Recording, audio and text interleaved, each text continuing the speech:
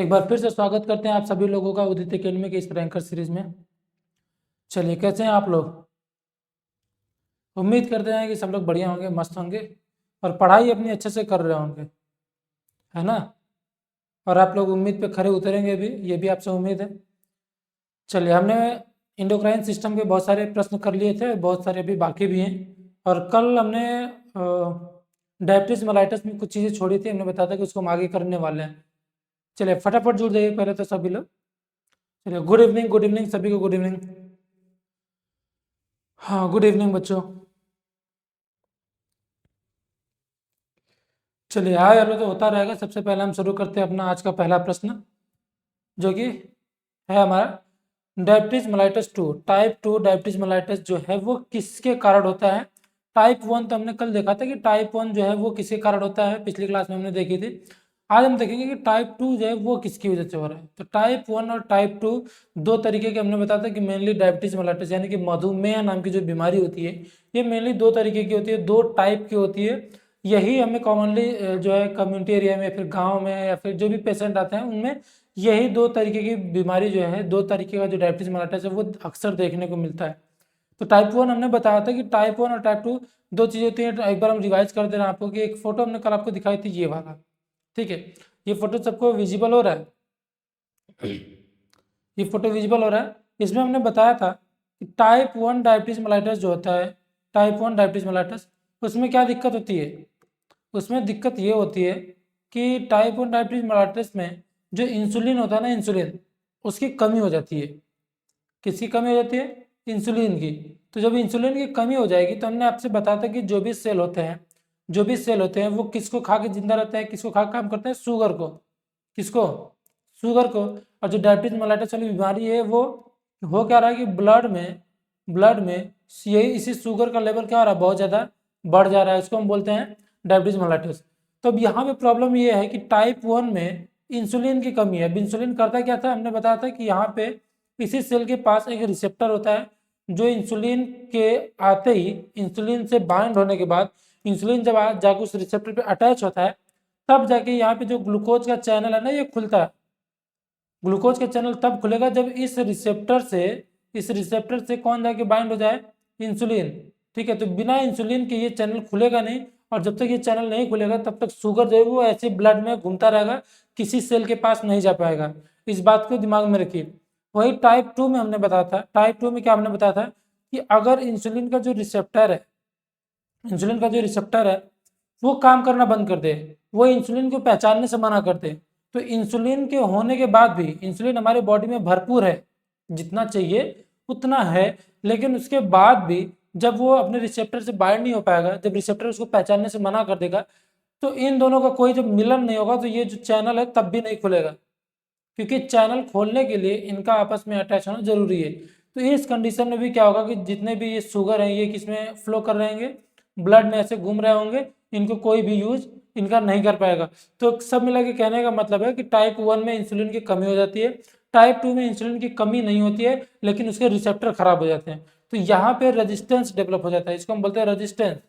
Resistance का मतलब क्या है कि उसको, उसके खिलाफ, ठीक है, जिससे उसको रोकने की एक क्षमता हो जाती है। इंसुलिन आ तो रहा है लेकिन उसको कोई ले नहीं रहा है। टाइप 1 में हमें इंसुलिन अगर हम दे रहे हैं पेशेंट को, इंसुलिन देते ही वो सही हो जाता है, ठीक है। लेकिन यहाँ पे टाइप 2 में इंसुलिन देने का कोई मतलब नहीं, तो इसमें हम डाइटरी चेंजेस करते हैं, उसको बताएंगे कि आपको क्या खाना है, क्या नहीं खाना है, किस चीज़ों का परहेज करना है और उसके बाद कौन सी दवाई लेनी है। तो ये सारी चीज़ें हमने पढ़ी थी। यहाँ पे टाइप 2 पूछ रहा है, टाइप 2 में क्या पूछा इसने कि टाइप 2 डायबिटीज मेलाइटस जो है मेनली किसके कारण होता है। लिखा है इसमें ऑटो इम्यून की वजह से, इंसुलिन रेजिस्टेंस की वजह से, ग्रोथ हार्मोन की डिफिशियंसी की वजह से, या फिर आयोडीन डिफिशियंसी की वजह से। चलिए बताइए। ऑटो इम्यून का मतलब वही है कि हमारे शरीर की रक्षा करने वाली जो क्षमता है वही हमारे शरीर को नुकसान पहुंचाने लग रही है। तो ये प्रॉब्लम तो टाइप 1 में होता है, वो हमने आपको बताया था कि ऑटो इम्यून की वजह से जो बीटा सेल है जो इंसुलिन को बना रही है वो खराब हो जा रही है, तो उसको हम बोलते हैं टाइप 1 डायबिटीज मेलाइटस। दूसरा इंसुलिन रेजिस्टेंस, अभी हमने आपको बताया कि इसी में जो होता है प्रॉब्लम की इंसुलिन का रेजिस्टेंस डेवलप हो जाता है, उसके जो रिसेप्टर होते हैं उसको क्या करते हैं, इंसुलिन को हटा देते हैं, कहते हैं कि नहीं हम इसको नहीं पहचान रहे हैं, तो यही प्रॉब्लम है इंसुलिन रेजिस्टेंस। तो ऑप्शन बी जो है वो करेक्ट आंसर हो जाएगा, बाकी के 3 ऑप्शन यहाँ पे गलत। जीएच और आयोडीन की कमी, हम कितनी बार आपको बता चुके हैं कि आयोडीन की कमी ग्वाइटर होता है, जीएच की कमी क्या कहलाता है, डॉर्फिजम। और इंसुलिन की कमी अगर हो जाए हमारी बॉडी में, मतलब कमी का मतलब क्या है कि इंसुलिन बन ही नहीं रहा है, तो वो टाइप 1 हो गया। और इंसुलिन है लेकिन उसका रेजिस्टेंस डेवलप हो जाए तो टाइप 2 डायबिटीज मेलाइटस होता है। ये बात तो आपको समझ में आ गई होगी। चलिए हम अगले प्रश्न की तरफ बढ़ते हैं। हाइपोग्लाइसीमिया क्या है? हाइपोग्लाइसीमिया क्या है, देखिए हाइपोग्लाइसीमिया जानने से पहले हम जान लेते हैं एक दो हमारा जो होता है सफिक्स और प्रीफिक्स हम जान लेते हैं। दो सफिक्स होता है, एक हाइपो एक होता है हाइपर। दो अगर ऐसे प्रीफिक्स होते हैं तो इसको हम उसका मतलब समझ जाए पहले तो हमें ये जो पूरा कॉन्सेप्ट है वो क्लियर हो जाएगा। हाइपो का मतलब होता है कमी, ठीक है, लेस, या फिर हिंदी में बोले तो कमी। और हाइपर का मतलब होता है अधिक। हाइपो का मतलब क्या है, कमी। हाइपर का मतलब अधिक। कहीं पे भी अगर ये जो है हमारा प्रीफिक्स लगा हुआ है, हाइपर लगा हुआ, तो इसका मतलब ये है कि वो बात कर रहा है कि इस चीज की कमी हो गई। वही हाइपर लगाओ तो वो बात कर रहा है कि इस चीज की अधिकता हो गई हमारे शरीर में। तो यहाँ पे हम देखेंगे कि हाइपो है या हाइपर है और उसके साथ कौन सा वर्ड जो है हमारा जुड़ा हुआ है। तो यहाँ पे हम देख रहे हैं कि हाइपो है। सबसे पहले यहाँ पे क्या है, हाइपो यानी कि कमी हो रही है। किसकी कमी है, ग्लाइसेमिया। ग्लाइसेमिया का मतलब होता है ग्लूकोज। ग्लूकोज यानी कि शुगर, ठीक है। तो शुगर की कमी जो होती है इसको हम बोलते हैं हाइपोग्लाइसीमिया। शुगर की कमी क्या कहलाती है, हाइपोग्लाइसीमिया। तो यहाँ पे ऑप्शन में क्या दिया है कि हाइपोग्लाइसीमिया क्या है, हाई शुगर, शुगर का बढ़ जाना, नहीं। लो शुगर, हाँ, राइट आंसर जो है ऑप्शन भी हो जाएगा। हाई कैल्शियम हाई आयोडीन से यहाँ पे कोई लेना देना नहीं है, क्योंकि यहाँ पे क्या जुड़ा हुआ है, ग्लाइसीमिया। और ग्लाइसीमिया वर्ड जो है वो किसके लिए है, ग्लूकोज यानी कि शुगर के लिए। यहाँ पे कैल्सीमिया होता तो कैल्शियम के लिए होता है, अगर आयोडीनिमिया होता तो आयोडीन के लिए होता। लेकिन यहाँ पे किसको कह रहा है, ग्लाइसीमिया। ग्लाइसीमिया यानी कि शुगर। और हाइपो है तो इसका मतलब कि कमी। तो ऑप्शन बी जो है यहाँ पे राइट आंसर हो जाएगा, बाकी के 3 ऑप्शन गलत। तो निम्न शर्करा जो होता है, निम्न शर्करा उसको हम बोलते हैं हाइपोग्लाइसीमिया। चलिए नेक्स्ट प्रश्न की तरफ हम बढ़ते हैं। एल्डोस्टेरॉन रेगुलेट, एल्डोस्टेरॉन जो है वो किसको रेगुलेट करता है?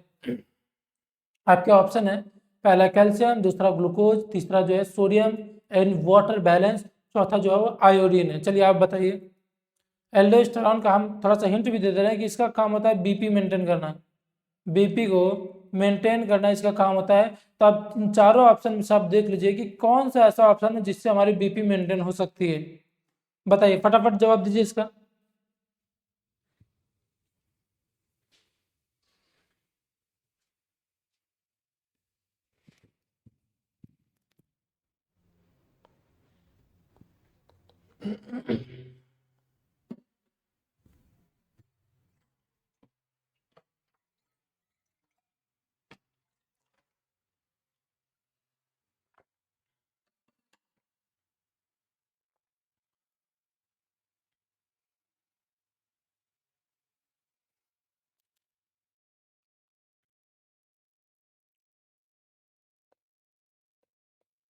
आवाज क्लियर आ रही है सबको? चलिए जवाब दीजिए फटाफट इसका।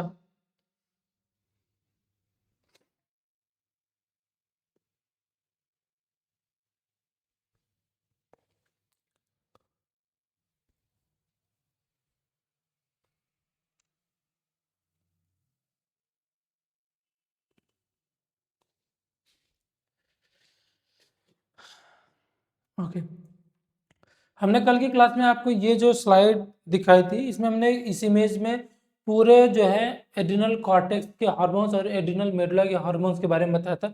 उसमें हमने आपको बताया था कि जो जोना ग्रे ग्लोमेरुलोसा था, पहले तो हम इसको क्लियर कर दे, थोड़ा आपको क्लीन समझ में आएगा।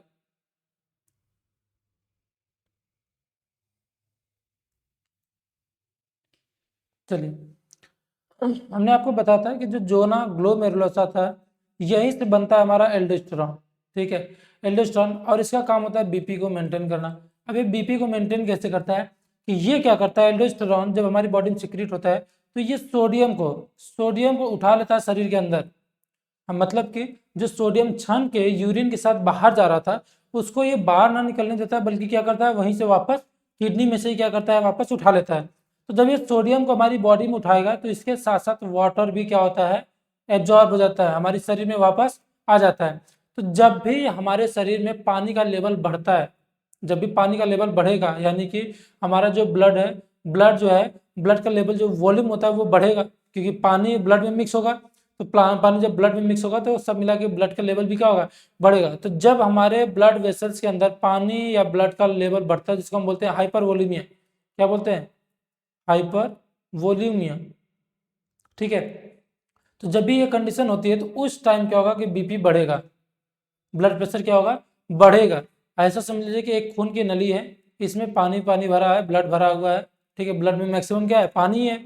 इसमें और पानी हम बढ़ा दें, पानी इसमें और हम बढ़ा दें, तो जितना इसमें पानी हम बढ़ाएंगे उतना ही क्या होगा, इसकी वॉल पे, जो ब्लड वेसल्स है उसकी वॉल पे प्रेशर लगेगा, होता है ना। मान लीजिए एक पाइप है, उसमें हम पानी का प्रेशर और बढ़ा रहे हैं, जितना पानी इसमें भरेगी उतना ही उस पाइप पे क्या लगेगा, अंदर से क्या लगेगा, प्रेशर लगेगा। तो यहाँ पे जब सोडियम उठ जाता है, सोडियम वापस हमारे शरीर में आ जाता है, तो उसकी वजह से उसके साथ साथ वाटर भी उठ जाता है, वाटर भी हमारे शरीर में वापस आ जाता है, और पेशाब जो होती है वो कम हो जाती है, ठीक है। तो जब भी वाटर उठता है, उठने का मतलब यह है कि हमारी बॉडी में वापस रीअब्जॉर्ब कर लिया जाता है, तो उस कंडीशन में बीपी बढ़ती है, ठीक है। चलिए, बाकी सबके तो हमने फंक्शन आपको बता ही रखे हैं कल का। ओके, तो हमारा प्रश्न क्या पूछ रहा है कि एल्डोस्टेरोन जो है वो किसको रेगुलेट करता है, क्या कैल्शियम को करता है, क्या ग्लूकोज को करता है, या सोडियम और वाटर को करता है, या आयोडीन को करता है। चलिए बताइए फटाफट, आप तो इसका जवाब दीजिए, किसको करता है। चलिए, कैल्शियम का यहाँ पे कोई लेना देना नहीं है, ग्लूकोज का भी कोई लेना देना नहीं है, लेना देना किससे है, सोडियम और वाटर बैलेंस से, ठीक है। ये सोडियम और वाटर को बैलेंस करता है, जिससे बीपी रेगुलेट होती है। यही ऑप्शन हमारा जो है सही है, बाकी आयोडीन भी यहाँ पे गलत आंसर हो जाएगा, ठीक है। तो सोडियम और जल का संतुलन करना ही इसका काम होता है। चलिए अगले प्रश्न की तरफ हम बढ़ते हैं। Adrenaline prepare body for, adrenaline hormone ये बॉडी को किसके लिए प्रिपेयर करता है, किसके लिए तैयार करता है हमारे शरीर को। ऑप्शन में आपके दिया है सोने के लिए, स्लीप, दूसरा है लड़ने और भाग जाने के लिए, यानी कि फाइट और फ्लाइट, जिसको हम बोलते हैं सिंपैथेटिक नर्वस सिस्टम। क्या बोलते हैं हम, सिंपैथेटिक नर्वस सिस्टम, ये बोलते हैं हम। तो सिंपैथेटिक नर्वस सिस्टम के लिए ये रिस्पॉन्सिबल है। तीसरा है डाइजेशन, और चौथा है ग्रोथ। किसके लिए रिस्पॉन्सिबल, चलिए कल की क्लास में हमने आपको ये भी बताया था कि जो हमारा एड्रिनल मेडुला होता है, एड्रिनल मेडुला के अंदर एक हार्मोन बनता है जिसको हम बोलते हैं कैटेकोलामाइंस, और इसके अंदर दो चीजें आती हैं, एड्रेनलिन और नॉन नॉर एड्रेनलिन, और इन दोनों का काम क्या होता है, इन दोनों का काम होता है सिंपैथेटिक एक्टिवेशन, सिंपैथेटिक एक्टिवेशन, ये चीज हमने आपको कल बताई थी।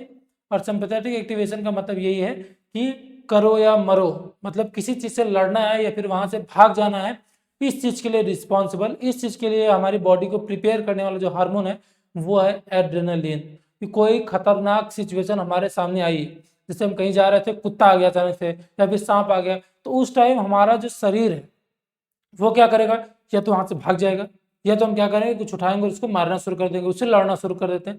तो इस चीज के लिए हमारी बॉडी को प्रिपेयर करने वाला हार्मोन जो है वो है एड्रेनलिन, ठीक है। तो यहाँ पे क्या पूछ रहा है कि एड्रेनलिन किसके लिए, तो यहाँ पे ऑप्शन जो है ऑप्शन बी सही हो जाएगा, फाइट और फ्लाइट, लड़ो या भागो, ठीक है। चलिए, बाकी के तीन ऑप्शन यहाँ पे हो जाएंगे गलत। सोने के लिए इसका कोई लेना देना नहीं, डाइजेशन और ग्रोथ के लिए भी कोई इससे मतलब नहीं है। इसका किससे मतलब है, सिंपैथेटिक एक्टिवेशन, यानी कि फाइट और फ्लाइट। चलिए अगले प्रश्न की तरफ हम बढ़ते हैं। आइसलेट ऑफ लैंगरहैंस किसके अंदर प्रेजेंट होता है, किस ऑर्गन के अंदर प्रेजेंट होता है, ये भी हमने कल की क्लास में डिस्कस किया था। मैक्सिमम चीजें हमने आपको बता रखी, बस उसका प्रश्न कराना बाकी था। तो आइसलेट ऑफ लैंगरहैंस, ठीक है, किसको कहते हैं, चलिए बताइए। हम आपको हिंट भी दे दे रहे हैं कि आइसलेट ऑफ जो लैंगरहैंस है, ये किसी ऐसे ऑर्गन में पाया जाता है जो हमारा इंडो और एक्सोक्राइन दोनों होता है, ठीक है। और इंडो जो होता है वो 1% होता है, एक्सो जो होता है वो 99% होता है, और इसी 1% को हम बोलते हैं आइसलेट ऑफ लैंगरहैंस। बताइए, अब इस चारों में से बताइए कि कौन सा ऐसा ऑर्गन है जो इंडोक्राइन और एक्सोक्राइन दोनों की तरह काम करता है।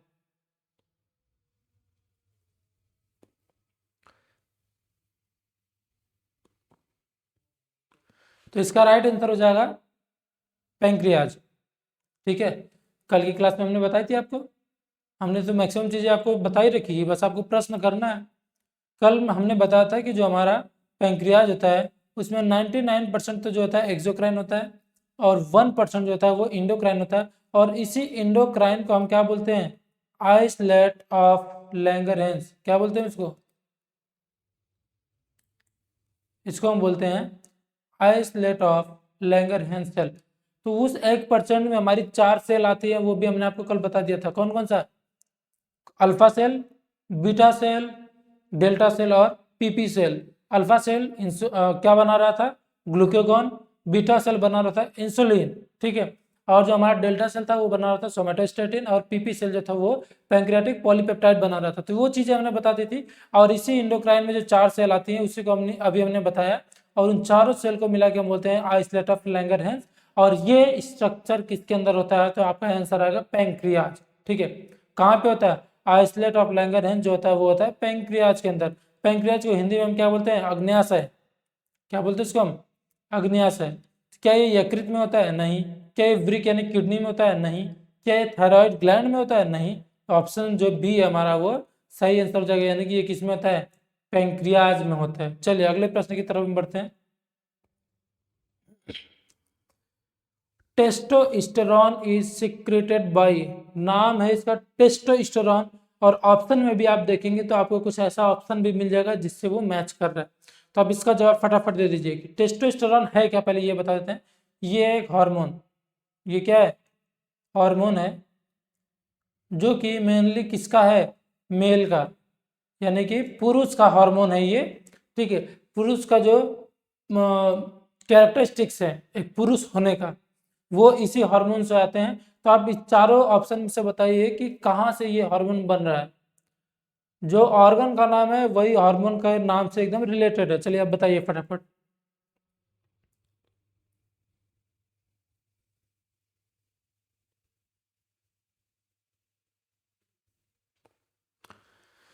ओके, चलिए हम यहाँ पे एक इमेज देख लेते हैं पहले। यहाँ पे आपको एक चार्ट दिख रहा होगा जिसमें क्या है कि हमने ये सारी चीज़ें आपको बता रखी है कि जो हमारा हाइपोथैलेमस होता है वो ऑर्डर देता है किसको? पिट्यूटरी को। तो पिट्यूटरी से कुछ निकलता है तो वो जाता है अलग अलग हमारे ऑर्गन्स के पास जाता है और वहाँ से एक नया हार्मोन बनाता है। तो हाइपोथैलेमस से हमने बताया कि GnRH यानी कि gonadotropin releasing hormone, gonadotropin releasing hormone बनता है। हम लिख भी दे रहे हैं, गोनाडोट्रोपिन रिलीजिंग रिलीजिंग हार्मोन ये बनता है। ये हार्मोन जो है वो जाएगा कहाँ पे? एंटीरियर पिट्यूटरी के पास, यहाँ पे जाएगा। तो यहाँ से बनेगा LH और FSH, LH और FSH यानी कि ल्यूटेनाइजिंग हार्मोन और फॉलिकल स्टिमुलेटिंग हार्मोन। और इसको हम बोलते हैं गोनेडोट्रोपिक हार्मोन भी बोलते हैं। ठीक है, क्या बोलते हैं इसको हम? गोनेडोट्रोपिक हार्मोन भी बोलते हैं। और इसमें LH और FSH दो चीज़ें आती हैं। अब ये जो LH FSH हमारे एंटीरियर पिट्यूटरी से बन रहा है, ये जाता कहाँ पे? हमारे गोनेड्स के पास। गोनेड्स का मतलब क्या होता है? गोनेड्स, देखिए ये वर्ड आ रहा है ना गोनेडोट्रोपिन, तो यहाँ पे गोनेड्स जो होता है, गोनेड्स गोनेड्स होते हैं वो मेल में टेस्टिस, मेल में टेस्टिस और फीमेल में ओवरी को हम बोलते हैं। ठीक है, मेल में टेस्टिस और फीमेल में जो ओवरी होता है उसको हम बोलते हैं गोनाड्स। ठीक है, ओके। तो गोनाड से बनने वाले हार्मोन जो होते हैं उनको कंट्रोल कौन करता है? ये हमारा गोनाडोट्रोपिक हार्मोन यानी कि LH और FSH। तो LH और FSH जब टेस्टिस के पास जाता है यानी कि एक मेल, एक पुरुष के अंदर जाता है, पुरुष के अंदर जब सीक्रेट होता है तो वहां बनता है टेस्टोस्टेरॉन। क्या बनता है वहां पे? टेस्टोस्टेरॉन। यानी कि LH और FSH जब टेस्टिस के ऊपर एक्ट करता है, टेस्टिस किसके अंदर होता है? पुरुष के अंदर होता है। ठीक है, तो जब वो टेस्टिस के ऊपर एक्ट करता है तो वहां पे जो हार्मोन बनता है उसको हम बोलते हैं टेस्टोस्टेरॉन। क्या बोलते हैं? टेस्टोस्टेरॉन। लेकिन यही LH और FSH जब किसी फीमेल के ओवरी पे एक्ट करता है तो उसकी वजह से क्या बनता है? वहां बनता है इस्ट्रोजन। क्या बनता है? इस्ट्रोजन और प्रोजेस्ट्रॉन। ठीक है, इस्ट्रोजन और प्रोजेस्ट्रॉन बनता है। इस्ट्रोजन और प्रोजेस्ट्रॉन ये दोनों बनते हैं। अब ये दोनों फीमेल में बनते हैं। ये जो इस्ट्रोजन है ये फीमेल के अंदर मेंस्ट्रुअल साइकिल यानी कि जो पीरियड होता है ना, मंथली पीरियड, पीरियड को रेगुलेट करता है। ठीक है, हर महीने का जो पीरियड होता है जिसको हम बोलते हैं मेंस्ट्रुअल साइकिल, उसको रेगुलेट करने का काम किसका होता है? इसी एस्ट्रोजन का होता है, जो कि किस में आता है? फीमेल में आता है। उसके बाद जो प्रोजेस्टेरॉन नाम का हार्मोन है, ये प्रेगनेंसी को मेंटेन करता है। किसको? प्रेगनेंसी। प्रेगनेंसी को मेंटेन करने का काम किसका होता है? प्रेगनेंसी को मेंटेन करने का काम होता है प्रोजेस्टेरॉन का। तो आप ऐसा समझ लीजिए कि एस्ट्रोजन और प्रोजेस्टेरॉन दोनों फीमेल में बनते हैं, और P for progesterone, P for pregnancy, तो प्रेगनेंसी को मेंटेन करता है। अब ऐसा नहीं कि कुछ लोग अब ऐसे भी कोरिलेट कर लेंगे, P for progesterone, P for period. Period नहीं, यहाँ पे इसको हम मेंस्ट्रुअल साइकिल बोलते हैं। क्या बोलते हैं इसको? Menstrual cycle. ठीक है, या फिर शॉर्ट में एमसी के नाम से जाना जाता है। तो प्रेगनेंसी मेंटेन करने के लिए प्रोजेस्टेरॉन है, और मेंस्ट्रुअल साइकिल यानी कि पीरियड को रेगुलेट करने वाला जो हमारा एस्ट्रोजन हार्मोन होता है। ये दोनों हार्मोन फीमेल के अंदर होते हैं, और मेल के अंदर जो हार्मोन होता है उसका नाम है टेस्टोस्टेरोन, जो कि कहाँ से बनता है? टेस्टिस से। चलिए, तो हमारा प्रश्न क्या कह रहा है कि टेस्टोस्टेरोन यानी कि मेल हार्मोन कहाँ से सिक्रेट हो रहा है? तो अभी हमने आपको बताया कि ये कहाँ से बनता है, ये टेस्टिस से बनता है। बाकी 3 ऑप्शन यहाँ पे हो जाएंगे गलत। हमारा जो ऑप्शन बी है टेस्टिस, वो हो जाएगा सही। ठीक है, ओवरी को हम अंडाशय कहते हैं, और टेस्टिस को हम वृषण कहते हैं। पिट्यूटरी थायराइड यहाँ पे गलत आंसर हो जाएंगे, और अंडाशय भी गलत होगा, राइट आंसर वृषण हो जाएगा। चलिए अगले प्रश्न की तरफ हम बढ़ते हैं। एस्ट्रोजन इज सिक्रेटेड बाय, अभी तो हमने बताया एस्ट्रोजन जो है वो कहाँ से सिक्रेट होता है। पहले तो ये है फीमेल हार्मोन। ठीक है, ये क्या है? फीमेल हार्मोन है। तो अब ऑप्शन देखिए और बताइए कि कहाँ से ये सिक्रेट हो रहा है। एस्ट्रोजन जो है वो फीमेल हार्मोन है, इस बात को दिमाग में रखिए।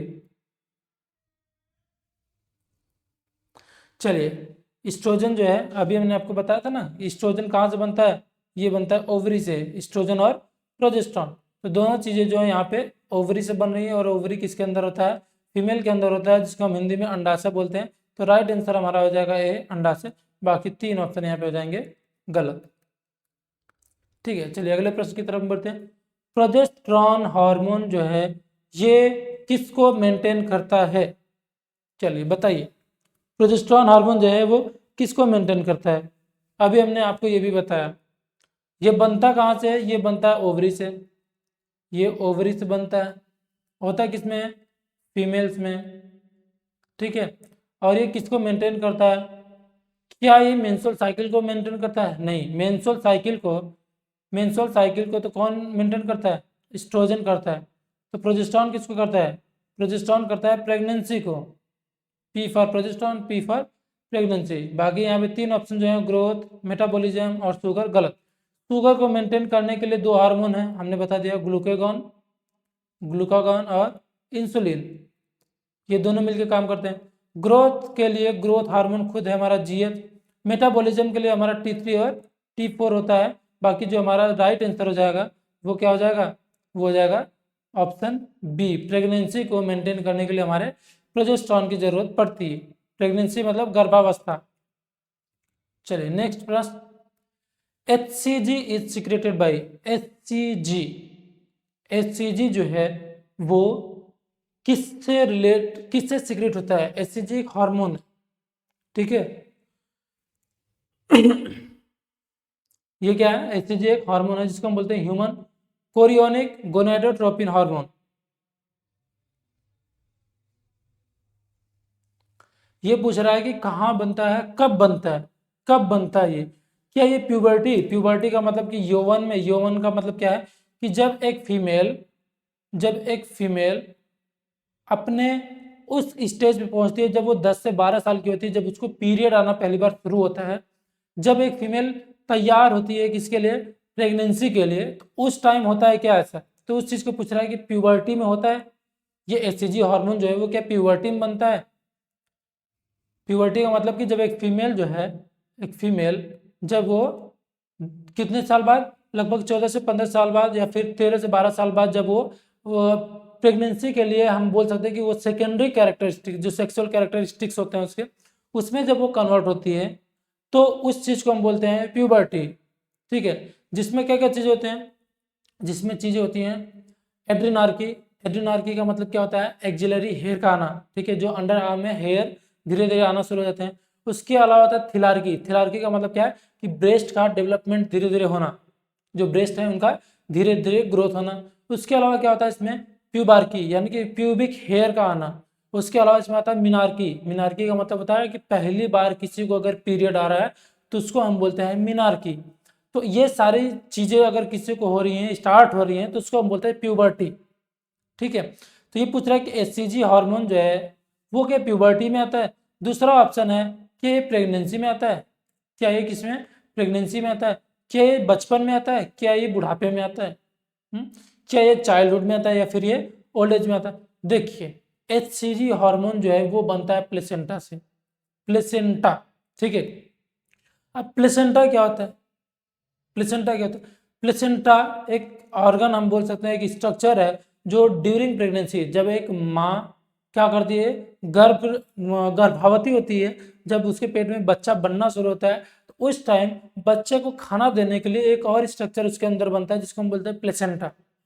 ठीक है, और उसी प्लेसेंटा से बनता है एचसीजी हार्मोन। जब एक महिला प्रेग्नेंट होती है तो उसकी जांच करने के लिए, प्रेगनेंसी की जांच करने के लिए एक हम किट यूज करते हैं। ठीक है, प्रेगन यूज करके ऐसे आता है, बहुत सारे नाम से आता है। उसमें हम यूरिन लेते हैं, यूरिन लेके उस किट पे ऐसे रखते हैं, उसके बाद उसमें दिखाता है कि प्रेगनेंसी है या नहीं है। ठीक है, तो यहाँ पे वो जो हम किट से चेक करते हैं वो इसी हार्मोन के प्रेजेंस को दिखाता है। अगर उसमें डबल लाइन है तो इसका मतलब ये हार्मोन प्रेजेंट है उस महिला के अंदर, और ये हार्मोन प्रेजेंट है तो इसका मतलब उसके अंदर क्या बन रहा है? प्लेसेंटा बन रहा है। और प्लेसेंटा बन रहा है इसका मतलब कि वो प्रेग्नेंट है। ठीक है, इतनी बात समझ में आई। तो ये जो हार्मोन है वो सीक्रेट होता है कहाँ से? प्लेसेंटा से। प्लेसेंटा से बनता है। और कब बनेगा? जब प्लेसेंटा कब बनता है? जब प्रेगनेंसी होती है। तो सब मिला के एचसीजी कब सीक्रेट होता है? जब किसी महिला के अंदर क्या हो? प्रेगनेंसी हो। ठीक है, तो ऑप्शन बी हमारा राइट आंसर है। बाकी के तीन ऑप्शन यहाँ पे गलत हो जाएंगे। बचपन से, बुढ़ापे से और प्यूबर्टी का कोई लेना देना नहीं है। इसका लेना देना किससे? प्रेगनेंसी से। और ये बनता किससे? प्लेसेंटा से बनता है। बात समझ में आई? चलिए आगे हम बढ़ते हैं अपने अगले प्रश्न की तरफ। रिलैक्सिन, रिलैक्सिन नाम का हार्मोन जो है वो कब कहाँ पे मदद करता है? रिलैक्सिन हार्मोन किसके लिए हेल्पफुल है? चलिए बताइए। क्या रिलैक्सिन हार्मोन ग्रोथ कराता है? क्या शुगर को कंट्रोल करता है? क्या पार्चुरेशन करता है? या फिर स्ट्रेस के लिए? स्ट्रेस के लिए हमने बताया था कि हमारा कॉर्टिसोल होता है, जिसको हम स्ट्रेस हार्मोन भी बोलते हैं, कॉर्टिसोल। ठीक है, शुगर के लिए हमने फिर बता दे रहे हैं हम कि ग्लूकागॉन। क्या होता है? ग्लूकागॉन। या फिर दूसरा क्या है? इंसुलिन। ये दोनों मिलकर काम करते हैं।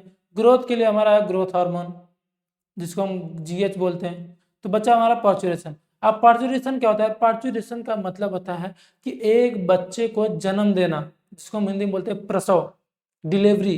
तो बच्चे को जन्म देने वाला जो प्रोसेस होता है उसको हम बोलते हैं पार्चुरेशन। अब ये रिलैक्सिन हार्मोन जो है वो क्या पार्चुरेशन में हेल्प करता है? चलिए हम बताते हैं आपको। जो रिलैक्सिन हार्मोन है ना, ये क्या करता है कि जिस रास्ते से बच्चे को बाहर निकलना होता है, जिस रास्ते से बच्चे को मदर माँ के पेट से बाहर निकलना होता है, वो रास्ता काफी ज्यादा मजबूती से ऐसे बंद होता है। ठीक है, मजबूती से बंद होता है। लेकिन जब वो समय आता है, जब माँ का प्रसव होना होता है, उस बच्चे को बाहर निकलने का समय आता है, तो ये जो बंद है आगे से दरवाजा, जिसको हम बोलते हैं सर्वाइकल ओस। ठीक है, तो वो क्या होता है कि धीरे धीरे धीरे रिलैक्स होता है। रिलैक्स होने का मतलब क्या है? ढीला पड़ जाता है, और उसके बाद वो रास्ता थोड़ा सा खुल जाता है। तो ये रास्ते को खोलने का काम जो होता है वो इसी रिलैक्सिन का होता है, इसी रिलैक्सिन हार्मोन का होता है। ये रिलैक्सिन हार्मोन उस दरवाजे को रिलैक्स कर देता है, आराम देता है, जिससे वो दरवाजा फिर खुल जाता है, वो रास्ता क्लियर हो जाता है, जिससे बच्चा क्या होगा? बाहर निकलेगा, वो बाहर की दुनिया में आ रहा है। ठीक है, तो ये जो रिलैक्सिन हार्मोन वो पार्चुरेशन यानी कि प्रसव के समय क्या करता है? अपना हेल्प करता है। जब एक बच्चे की डिलीवरी हो रही होती है तो उस टाइम क्या होता है कि इस हार्मोन का यूज हमें देखने को मिलता है। तो यहाँ पे वृद्धि, शर्करा नियंत्रण और तनाव से कोई लेना देना नहीं। इसका यूज जो है, इसका सहायता किसमें होता है? प्रसव में। और ये प्रसव में क्या करता है कि इसी ये जो दरवाजा बंद आपको दिख रहा होगा यहाँ पे देखिए 1 सेंटीमीटर खुल गया, और यहाँ पे वही दरवाजा 10 सेंटीमीटर खुल गया। अब इसी 10 सेंटीमीटर में से बच्चा क्या होगा? बाहर की तरफ यानी कि बाहरी दुनिया में आ जाएगा। तो ये जो दरवाजा खुल रहा है, जिसको हम बोलते हैं सर्वाइकल ओपनिंग, ये किसकी वजह से हो रहा है? ये सर्वाइकल डायलेशन या ओपनिंग रिलैक्सिन हार्मोन की वजह से हो रहा है। ठीक है। तो इसका सब मिला के ये कहने का मतलब कि रिलैक्सेशन हार्मोन जो है वो पार्चुरेशन यानी कि प्रसव में हेल्प करता है। चलिए, तो आज हमने 10 प्रश्न कर लिए और आज के लिए इतना ही। बाकी उम्मीद करते हैं कि आपको सारी चीज़ें समझ में आई होंगी, और बचे हुए कुछ प्रश्न हम कल करेंगे, और उसके बाद कल के बाद हम क्या करेंगे कि नए सिस्टम की तैयारी करेंगे, कुछ दूसरा पढ़ेंगे। ठीक है, चले, थैंक यू सो मच।